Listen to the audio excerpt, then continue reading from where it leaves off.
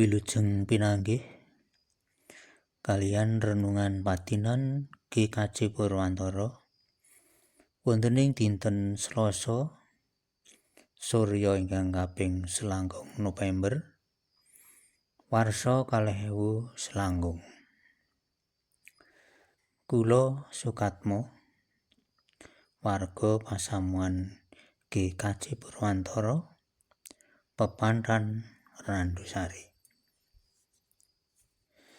Panyuraos ing dinten menika kaparingan jejer berkahipun para tiyang pepilihanipun Gusti Allah. Waosan kapendhetaken saking kitab Efesus bab 1 ayat ingkang kaping 3 dumugi 7. Mekaten sabda pangandikanipun Gusti.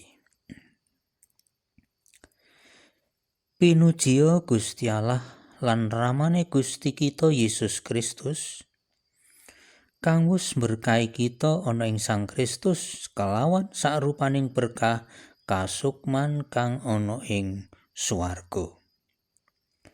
Awit sadurunge jagat katitahake iya ana ing panjenengane iku Gusti Allah wis milih kita supaya kita padha suci tanpa cacat ana ing ngarsane.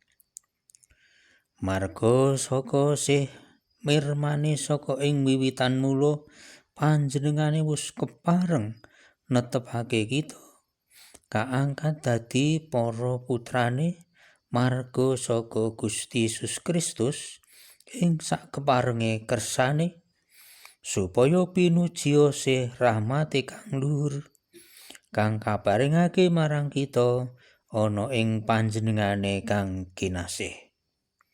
Sebab iya ana ing panjenengane marga saka rae kita kaparingan tetebusan yaiku pangapuraning dosa manut gunging sih rahmate. Mekaten sabda pangandikanipun Gusti. Rahayu tiyang ingkang mirengaken sabda pangandikanipun Gusti lan dipun estokaken.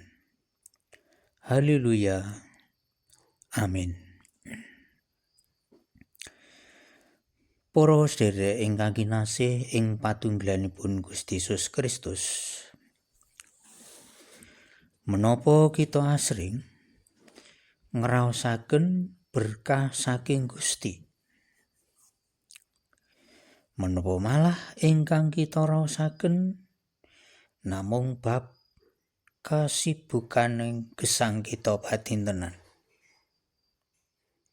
Bab padamelan ugi namung bab tata kadonyan kemawon. Utawi ingkang kita raosaken bab ruwet rentenging pagesangan. Para sedherek ingkang kinasih ing patunggilanipun Gusti Yesus Kristus,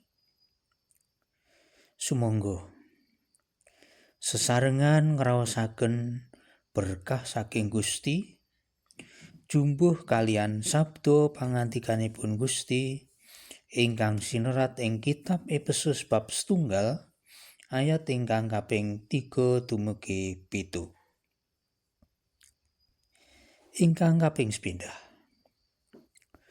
Gusti Allah maringi berkah sakrupaning berkah kasukman kang ana ing swarga. Ingkang kaping 8. Gusti Allah milih kita supados gesang kita suci tanpa cacat wonten ing ngarsanipun Gusti Allah. Ingkang kaping 3. Awit saking sih mirmanipun Gusti saking wiwitan sampun netepake kita dadi putra marga saka Sang Kristus.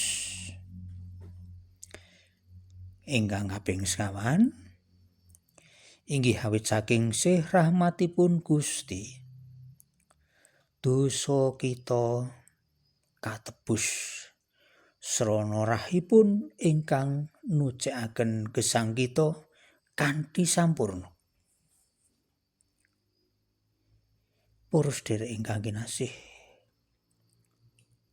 semanten agenging berkah kasukman ingkang kaparingaken dumateng umat ingkang pinilih dening Gusti.